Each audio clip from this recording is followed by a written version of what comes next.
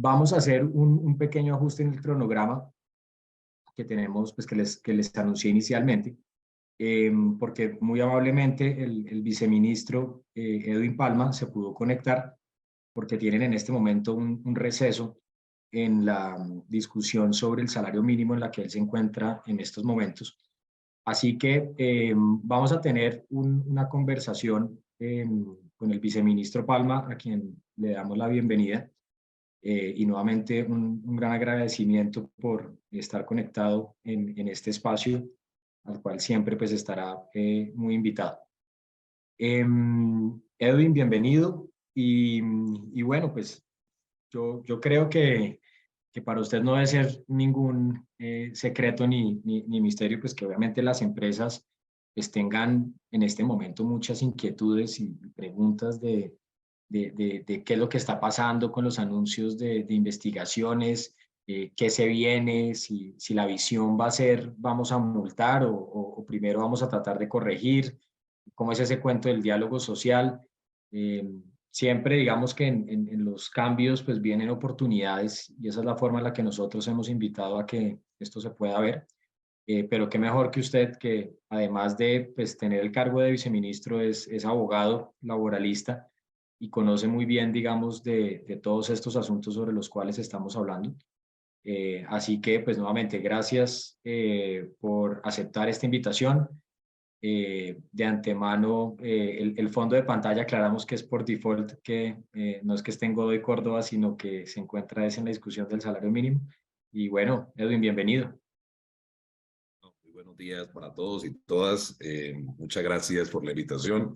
Tenía muy pendiente poder disponer para conectarme acá a este escenario que me parece una gran oportunidad, como todas las oportunidades que siempre tenemos para conversar con todos los actores del mundo del trabajo, trabajadores, sindicatos, empresarios, directores de entidades, academia, y más en este escenario de reformas, de muchos cambios, porque sin duda alguna prometimos ser el gobierno del cambio y pues ese cambio tiene que materializarse en distintas esferas de la vida política del país y sin duda alguna en el trabajo que es al final lo que genera riqueza como conocemos e insistimos todos los actores en el mundo del trabajo. Entonces un saludo de agradecimiento muy especial para todos los que estén aquí hoy conectados, escuchándonos, viéndonos.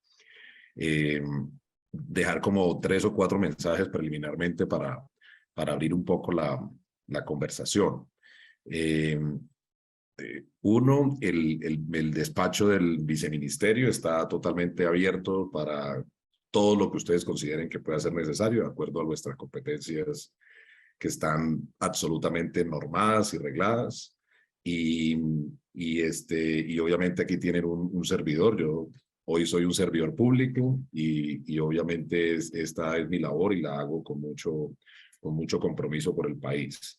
Lo segundo que nosotros desde el Ministerio del Trabajo y particularmente del viceministerio que tiene a cargo esa función, queremos profundizar en lo que todos conocemos como diálogo social, que pues conocemos un concepto del tripartismo y el diálogo social entendido en forma amplia, no solamente como las negociaciones colectivas en estricto sentido que conocemos, sino todo tipo de conversaciones, aún en vigencia de los convenios colectivos, porque a veces hay como una resistencia muy normativa de parte de los abogados, tanto de empresas como de sindicatos, de que mientras esté vigente una convención, entonces no podemos acordar otras cosas o revisar otras cosas.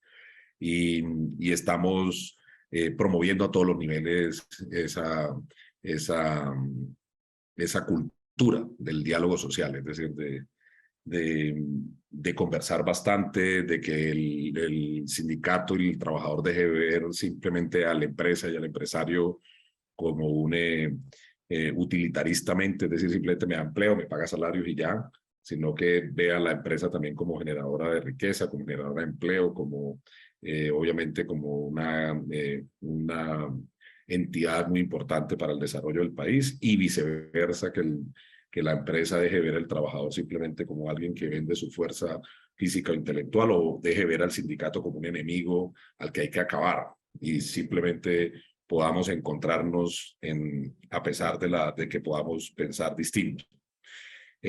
Otra reflexión inicial es que nosotros lo único que queremos hacer, y le compartí ayer a Santiago, y que obviamente es algo público y puede compartirlo, parte del discurso que les di esta semana, el lunes, particularmente a los directores territoriales del Ministerio del Trabajo, que están esta semana aquí en Bogotá en el 9º encuentro de directores, construyendo el plan de inspección del año 2023. Que recoge ese discurso, pues básicamente lo que estamos pensando, que no es nada oculto y nada distinto a cumplir la Constitución, la ley y los tratados internacionales. Y yo creo que todos estamos de acuerdo en eso. Es decir, yo creo que aquí nadie está, ningún actor está en la tónica de decir, pues incumplamos la ley.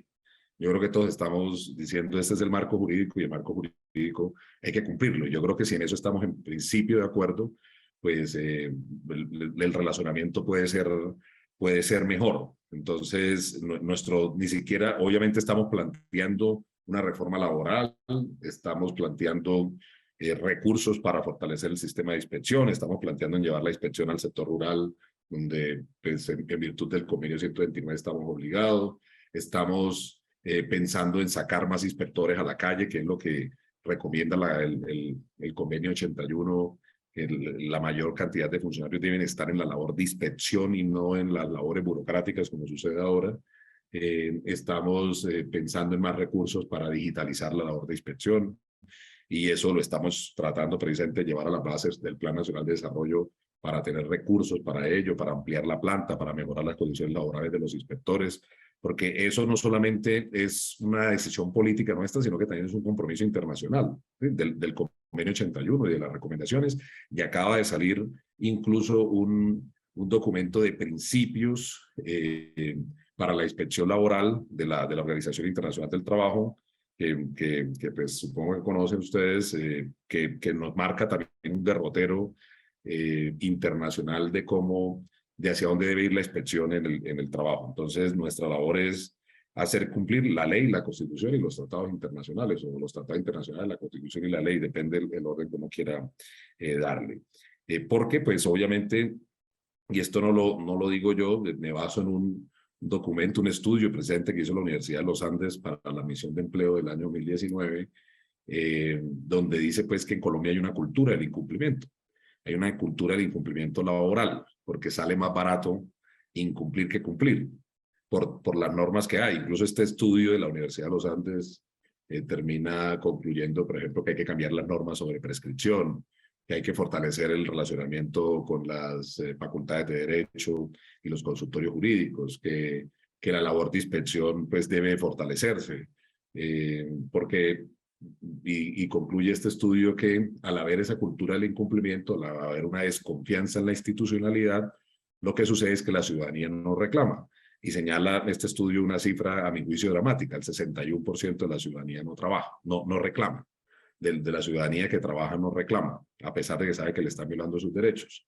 Y la mayoría no reclama en distintas proporciones, pero la mayor proporción es el 29%, porque no conoce sus derechos. Entonces hay una ciudadanía trabajadora que no conoce sus derechos, y eso hace parte también de la reflexión que queremos hacer con el Ministerio de Educación, con el Servicio Nacional de Aprendizaje, porque al final todos, una vez superemos los grados de escolaridad, o incluso sin ir a la universidad, como ocurrió en mi caso particular, yo sin ir a la universidad, saliendo del SENA, saliendo del colegio, fui al SENA y de una vez me enfrenté al mundo del trabajo, debería haber una mayor comprensión sobre los derechos a los que tenemos, y sobre todo a los mecanismos para hacerlos efectivos. Entonces, al haber esa cultura generalizada, lo que nosotros también queremos invitar, y por eso estos tipos de foros son importantes, es a cumplir la ley, es a cumplir la ley. Ha sucedido con lo que ha pasado en estos 3 o 4 meses, con algunos casos a los que puedo hacer referencia. Ha habido ajustes unilaterales por parte de las empresas, los cuales considero positivos y destaco y resalto.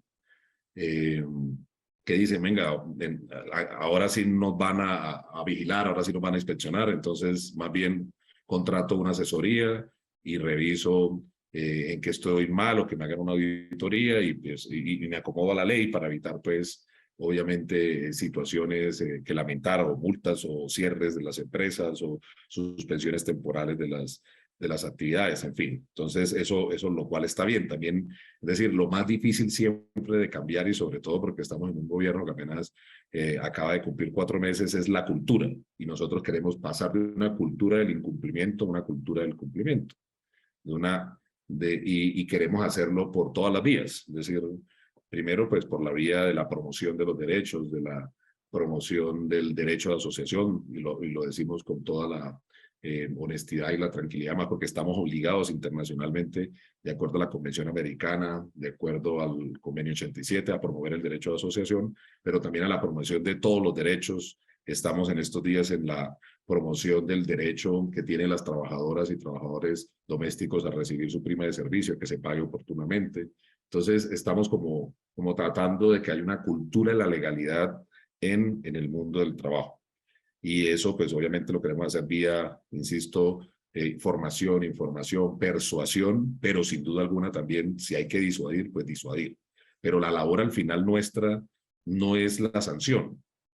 Y pongo 2 ejemplos recientes, es decir, de estos 3 meses, en las que incluso uno con una multa ya impuesta, este ministerio se comprometió a dejar sin efecto la multa y encontramos en el ministerio pues también posturas que a la luz del código del CEPACA dicen no se puede hacer eso. Yo digo, siempre se puede hacer. Si uno quiere hacer, siempre se puede hacer, además porque la labor del ministerio es promover la solución pacífica de los conflictos. Si el sindicato y la empresa se pueden poner de acuerdo frente a un tema, nosotros no podemos echarle leña al fuego, es decir, asusar un conflicto, provocar un conflicto o la eternización o la prolongación del conflicto, no tiene ningún sentido. Y esa es la demostración también de que, es decir, que nosotros estamos para ayudar, no para, pues obviamente, generar, ni prolongar, ni eternizar, ni asusar conflictos, ni insuflar conflictos, porque por el contrario estamos llamados a solucionar. La jurisprudencia de la Corte Suprema en materia de huelga, le decía yo en estos días a algunos inspectores que tienen esta lectura un poco conservadora, la huelga es el momento más álgido del conflicto en el trabajo y aún así la Corte Suprema de Justicia ha dicho, a pesar de que una huelga puede ser declarada ilegal y tiene unas consecuencias adversas, si las partes acuerdan que esas consecuencias no se aplicarán, se prevalece el acuerdo, es decir, porque siempre debe prevalecer es, en primera medida, pues los acuerdos a los que lleguen las partes. Entonces, si las partes llegan a un acuerdo en un proceso administrativo sancionatorio, ¿por qué nosotros vamos a ser los que vamos a patear, por decirle así, un acuerdo imponiendo una sanción, pudiendo vía este tipo de doctrina que ha incorporado también la Corte Suprema de Justicia, la Corte Constitucional y los tratados internacionales, darle prevalencia siempre al arreglo autocompuesto, ¿sí? Al arreglo directo entre las partes. Entonces, eso es un cambio, es decir, estos cambios de cultura implican tiempos, procesos. Esto es lo que llamó nuestro presidente el enemigo interno. ¿Sí? Cambiar esta posición implica también cambiar culturas, costumbres, normas e incluso personas que ralentizan o impiden tomar decisiones para cambiar el escenario del mundo del trabajo, que es en lo que a mí me compete. Pues obviamente habrán otros ministerios y otros viceministerios en otras tareas, pero es en lo que a mí me compete. Entonces, cierro preliminarmente esta intervención diciendo, es decir, no somos el fantasma que recorre Colombia, ni más faltaba. Aquí, como Santiago es testigo y otros equipos, asesores de empresas tienen las puertas abiertas directas para conversar conmigo, he generado escenarios para solucionar, me he atrevido a hacer cosas que, insisto, en el pasado ni siquiera se hacían.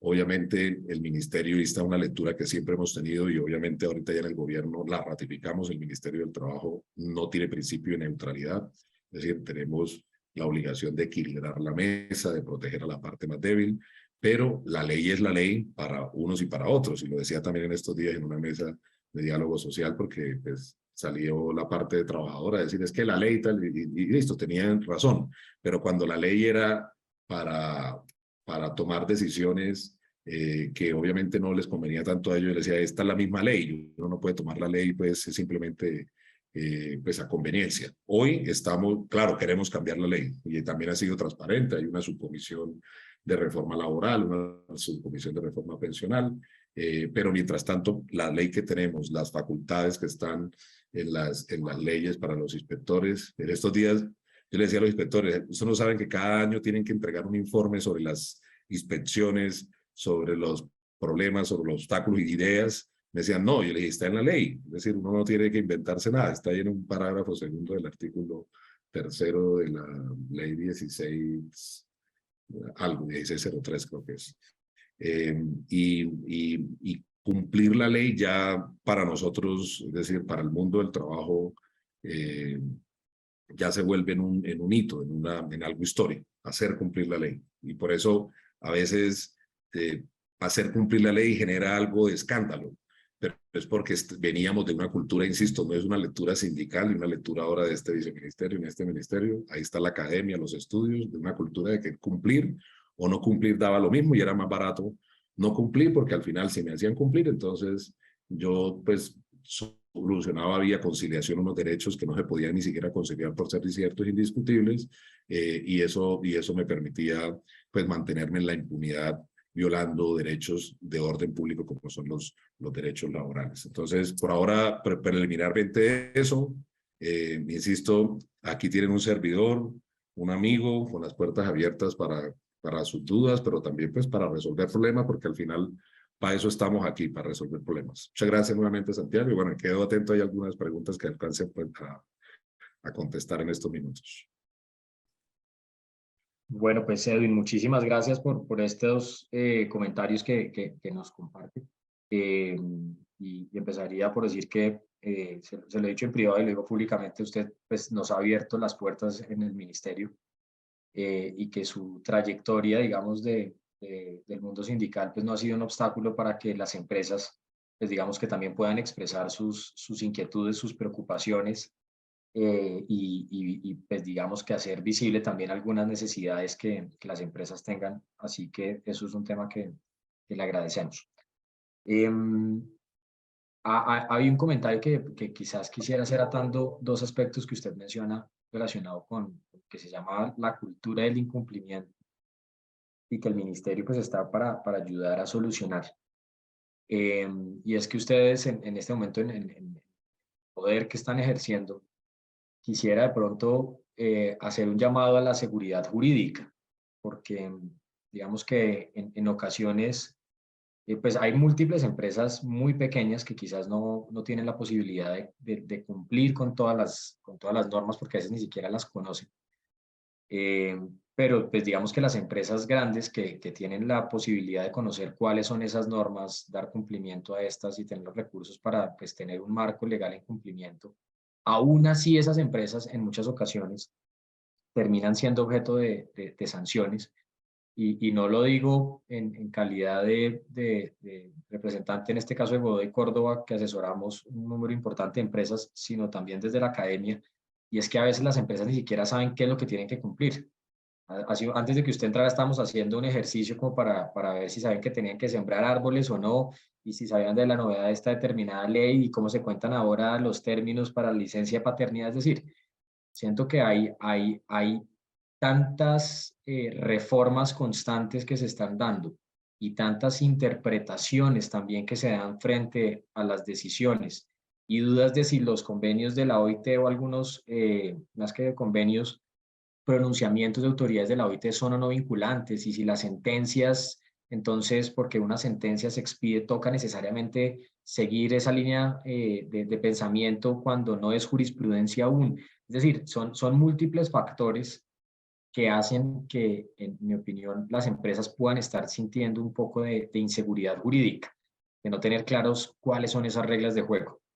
Y ahí creo que obviamente no es solo competencia del Ministerio del Gobierno, sino que también, desde luego, es un tema propiamente del Congreso y de la Corte, pero que sería muy interesante retomar algunos ejercicios que se habían hecho de gobiernos pasados, como el decreto único reglamentario y de igual manera el manual del inspector, para que públicamente sean claros los criterios que se tienen y a partir de eso las empresas de primera mano sepan qué es lo que tienen que cumplir y no quede sujeto un poco como a la interpretación de quien lo quiera leer, sino que sean documentos claros en estas son las reglas de juego.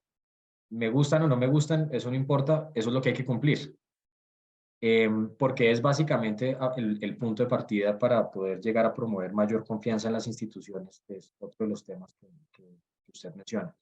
Así que al mejor estilo de pliego de peticiones, le diría que una petición especial en aras de llegar a esa mayor cultura de cumplimiento sería tener seguridad jurídica, es decir, normas de juego claras para saber qué es básicamente el parámetro que se tiene que cumplir. Sí, yo no sé, Santiago, si recogemos de pronto 2, 3, 4 preguntas y hago una sola intervención. Si hay más Perfecto, preguntas, pues obviamente, o comentarios. claro que sí. No. Si alguien de pronto tiene una pregunta, la puede escribir en este momento en el chat. Bueno, un coterráneo suyo, Emerson Forero, le dice, hola Edwin, con Emerson, ¿cómo se pueden alinear los inspectores para posiciones similares en todo el país? Que creo que va muy de la mano con lo que hemos mencionado un poco sobre seguridad jurídica y reglas de juego claras, que yo creo que ese es un punto importante de alineación de criterios. Bueno, como 2 o 3 cosas frente a esto que se me ha planteado. Y reitero nuevamente el agradecimiento y reitero la invitación a que podamos seguir hablando sobre estos temas. Claro, yo vengo de una lectura sindical histórica.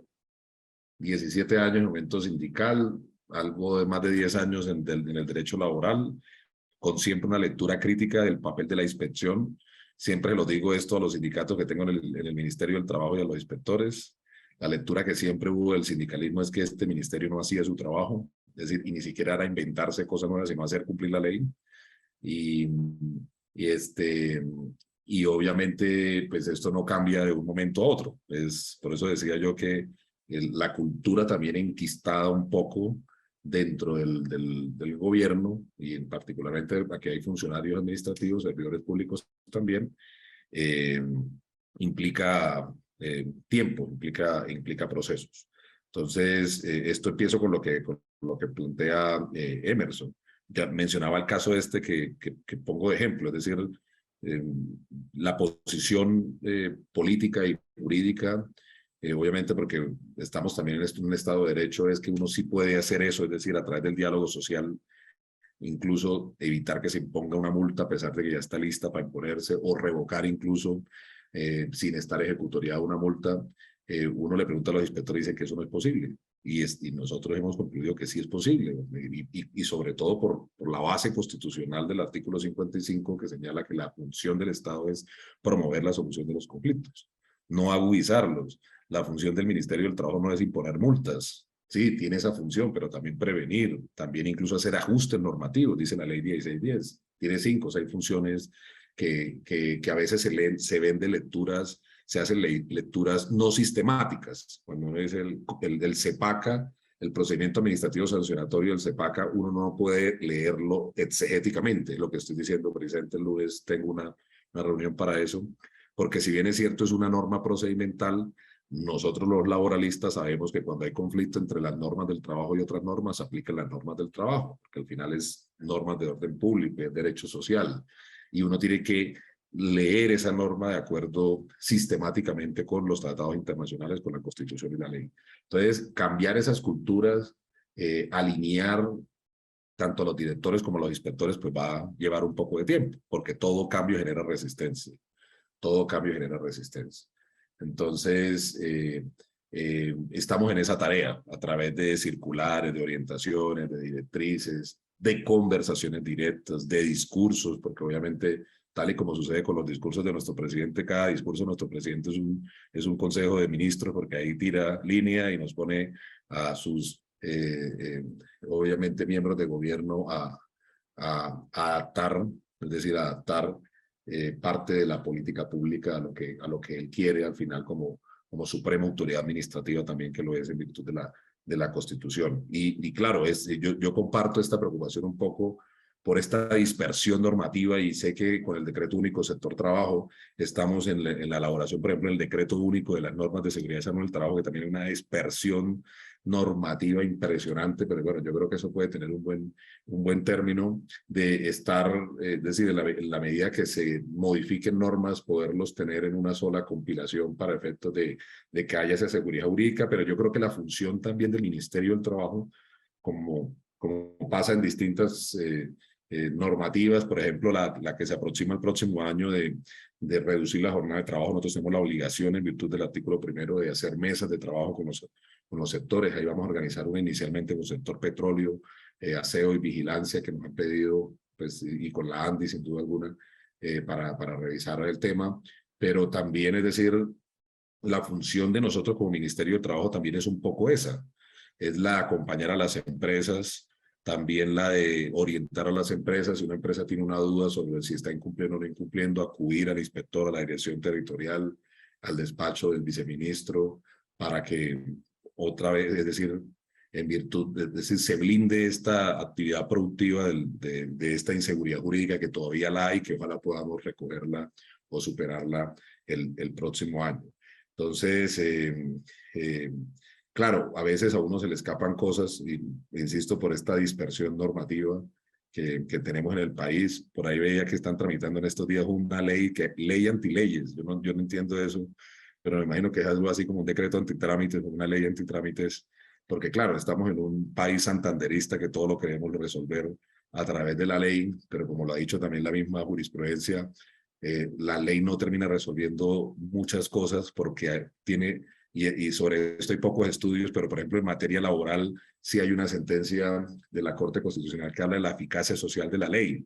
Dice, sí, ahí está la ley laboral que dice que no se puede, por ejemplo, utilizar abusivamente los contratos de prestación de servicio, que es un tema hoy en boga de la política pública nacional, pero lo que sucede es que tenemos más de 1 millón de contratistas haciendo funciones que no deberían estar por por ese mecanismo, y eso es lo que llama la doctrina la falta de eficacia social de la ley. Entonces, los despachos, es decir, el despacho de este ministerio también está abierto, insisto, para acompañar, asesorar, para resolver las dudas.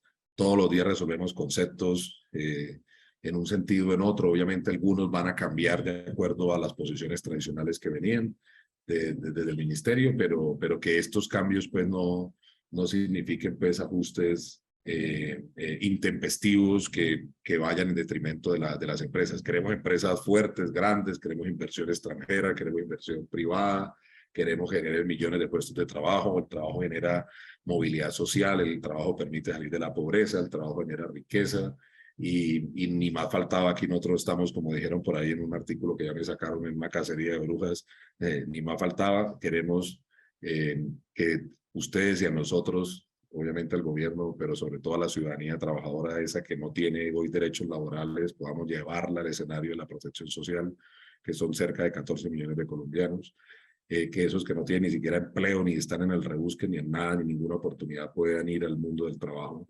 también para superar la pobreza. Y yo creo que en eso estamos identificados. Entonces, con esas lecturas y con esas diferencias políticas e ideológicas normales en una democracia, creemos que podemos tener muchos puntos de encuentro, y así se lo he demostrado a los actores sindicales y a los actores empresariales. Entonces, reitero mi agradecimiento y reitero mi invitación, y obviamente aquí tienen, insisto, un servidor público. Que tengan un buen día. Edwin, muchísimas gracias nuevamente por su tiempo. Por ahí quedaron dos preguntas que en otra oportunidad se las extenderemos, pero pues entendemos que tiene que retirarse en este momento para continuar con las discusiones del salario mínimo. Pero nuevamente, Edwin, muchas gracias por su participación.